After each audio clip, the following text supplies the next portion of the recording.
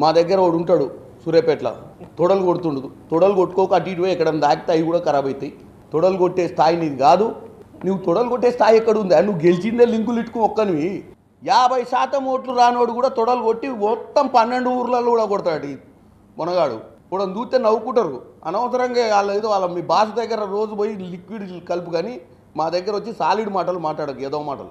8 లక్షల కోట్లలో ఈందో భాగం దోసుకున్న దాంట్లో వీడు మళ్ళీ వచ్చి తొడలు 2 తొడలు ఒక్కసారి కొట్టు, పంగలు ఇరుగుతాయి.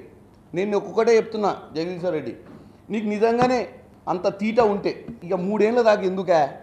నేను ఇవాళ ఛాలెంజ్ చేస్తున్నా, నువ్వు సూర్యాపేటలో రాజీనామా చేయి, మళ్ళా గెలిచిరా, ఆ తర్వాత 12 మంది మరో 2 ఎంపీల గురించి మాట్లాడదు.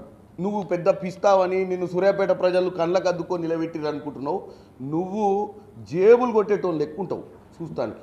నువ్వు ఏం చేస్తావో నాగారం ఊళ్ళో పోయి అడిగితే చెప్తారు గతంలో ఏం చేసినావు.